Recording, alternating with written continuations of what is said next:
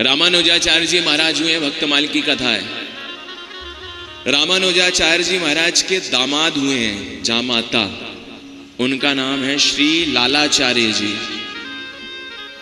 ये अगर किसी संत को देखते थे जिसके ललाट पर तिलक है, शरीर पर सुंदर सा साधु वेश है, हाथ में माला है, तो वैष्णव वेश देख करके इतना सम्मान इतना प्रेम करते थे कि उसको अपना भाई ही मानने लग जाते थे। भाई के समान उस संत के साथ व्यवहार करते थे। ये भावना है, भावना बनानी चाहिए। भावो ही विद्यते देवा, जब तक भावना नहीं बनाओगे कल्याण नहीं होगा। भगवान कैसे मिलेंगे? भगवान भावना से ही मिलेंगे। संसार के प्रति जो भावना बना रहे हैं वही भावना हम भगवान के प्रति बना लें। संसार के लिए भावना बनाओगे कुछ नहीं मिलेगा, परमात्मा के लिए भावना बनाओगे परमात्मा भी मिलेगा, संसार भी मिल जाएगा, मुक्ति भी मिल जाएगी, सब कुछ मिल जाएगा। भगवान कहते हैं मेरे लिए कुछ भी अदेय नहीं है, nothing is possible for me, भगवान कह रहे हैं। जब भी भक्त भगवान के सामने प्रकट होता है तो भगवान कहते हैं वरम ब्रूयात, उसके बाद दूसरा डायलॉग श्री ठाकुर जी के मुख से यही निकलता है, शास्त्रों को पढ़िएगा कि मेरे लिए कुछ भी अदेय नहीं है, nothing is possible for me, impossible for me, मेरे लिए कुछ भी इम्पॉसिबल नहीं है, सब कुछ पॉसिबल है। तो भगवान के प्रति भावना बनाने पे सब मिलता है। लालाचार्य जी महाराज देखो, लालाचार्य जी संत को अपना भाई मानते थे, तो मेरा सच्चा भाई तो यही है, भाई ही तो कल्याण करने वाला है। पिता न सस्यान गुरु न सस्यात पत्नी न सस्यान। भागवत के पंचम स्कंद में वर्णन आया है कि जो माँ हमें मृत्यु के भंवर से बचाने का प्रयास ना करे, जो पिता हमें मृत्यु के भंवर से बचाने का प्रयास ना करे, जो भाई हमें मृत्यु के भंवर से बचाने का प्रयास ना करे, वो माँ माँ नहीं है, वो पिता पिता नहीं है, वो भाई भाई नहीं है। हमारे अपने कौन है, किसको अपना मानो? जो हमारा कल्याण करें, हमारे कल्याण के लिए सोचे।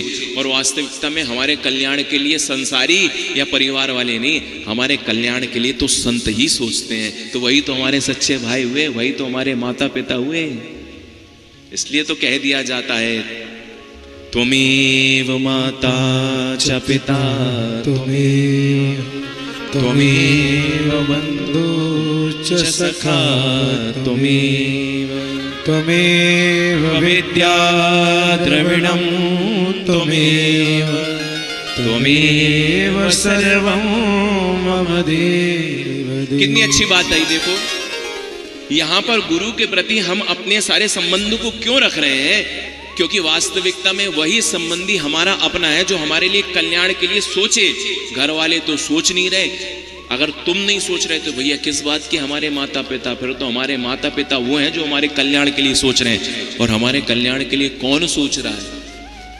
संत ना होते जगत में जल मरता संसार, आग लगी आकाश में झरझर गिरत अंगार, और संत ना होते जगत में तो जल मरता संसार। तो गा के सुना दो ना। आग लगी संसार आकाश में झरझर गिरत अंगार, संत न होते जगत में जल जाता संसार।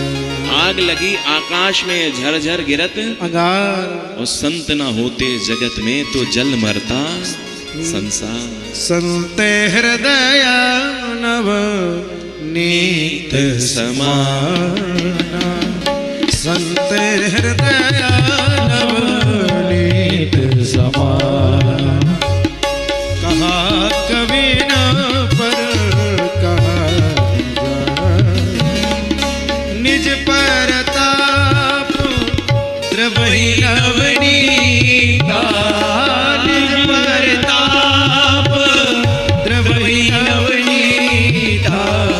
हरे दुख द्रवहि संत सुखनीता, हरे दुख द्रवहि संत सुखनीता, संत सुखनीता, संत सुखनीता। हमारा कल्याण कौन सोच रहा है? परिवार वाले। तो परिवार वाले इसलिए बने क्योंकि वो हमसे धन चाह रहे हैं, वो हमारा कल्याण नहीं सोच रहे। हमारा कल्याण तो संत सोच रहे हैं।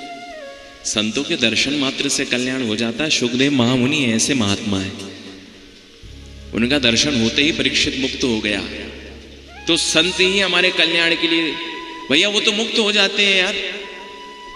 हिमालय की गिरी कंदराओं में बैठ करके अपने शरीर को तपाने के बाद संसारियों के बीच में वो इसलिए आते हैं ताकि तुम मुझको निहार लो, तो तुम मुझको देख करके मुक्त हो जाओ। बात समझ में नहीं आ रही?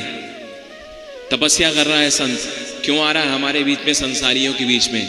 क्योंकि अपना दर्शन करा करके वो हमें मुक्त कराना चाह रहा है। वही हमारे लिए सोच रहा है, वही हमारा सच्चा हितैषी है। जो हमारे हित करे वही हमारा हितैषी है। परिवार वाले तो जब तक धन है, रुपया है, पैसा है, तब तक साथ देंगे। धन पैसा चला जाएगा, घर वाले पहले ही छोड़ देंगे। छोड़ना नहीं पड़ेगा, घर वाले पहले ही भगा देंगे। तो लालाचार्य जी की जो पत्नी थी, इनके पिता थे रामानुजाचार्य जी, जो संप्रदाय चला है रामानुज संप्रदाय। तो देखो, कोई भक्ति करता है ना तो दूसरे लोग उसका मजाक उड़ाते हैं। तो एक दिन लालाचार्य जी की धर्मपत्नी सरोवर के किनारे गई जल भरने के लिए, और सहेलियां थी, उपहास तो उड़ाती ही थी। तो क्या हुआ, उस समय पर एक शव, किसी संत का ही शव था, गंगा जी में बहता हुआ आया। उसमें वैष्णव चिन्ह थे, ललाट पर तिलक, माला इत्यादि।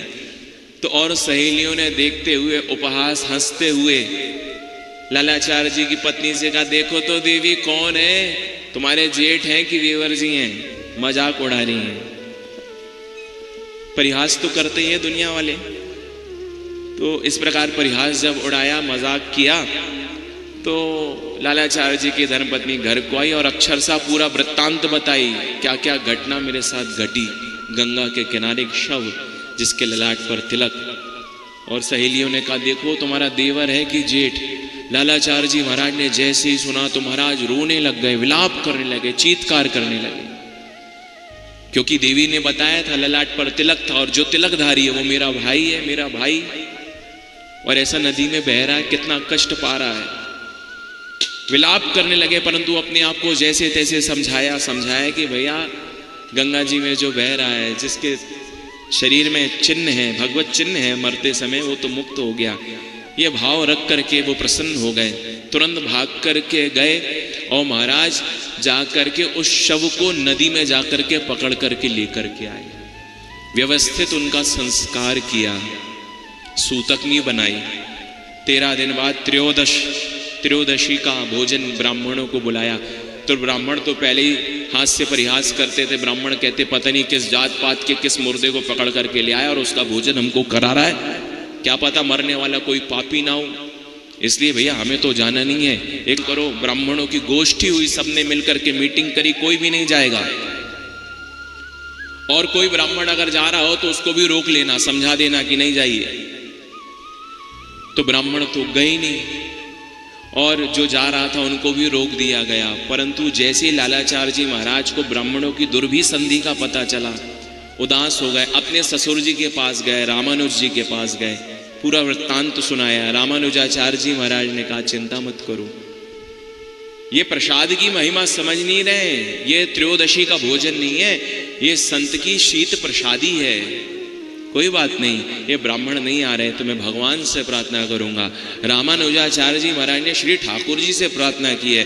तब श्री ठाकुर जी की सेवक, उनके पार्षद, उनके दूत ब्राह्मण का वेश धारण करके आकाश मार्ग से होते हुए धरती पर उतरे हैं भोजन करने के लिए।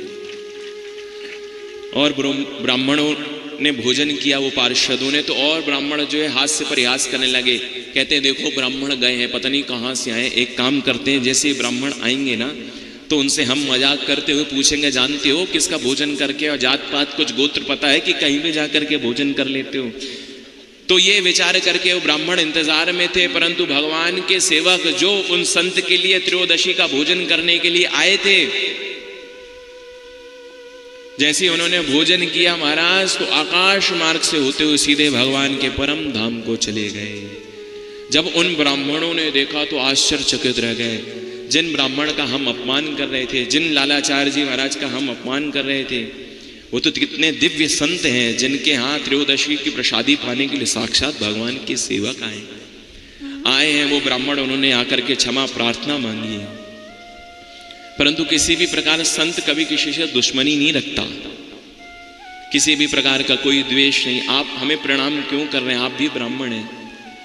इतनी भक्ति, इतनी भक्ति, इतनी सेवा की कि अंत में उन ब्राह्मणों ने फिर लालाचार्य जी महाराज को ही अपना गुरु बनाया है। मालाधारी साधु तन सरिता में बहियो आयो। मालाधारी तन, और उसमें ये बुद्धि रखी कि ये मेरा भाई है, भगवान के पार्षद इनके घर में उन संत के लिए त्रयोदशी का भोजन करने के लिए आए।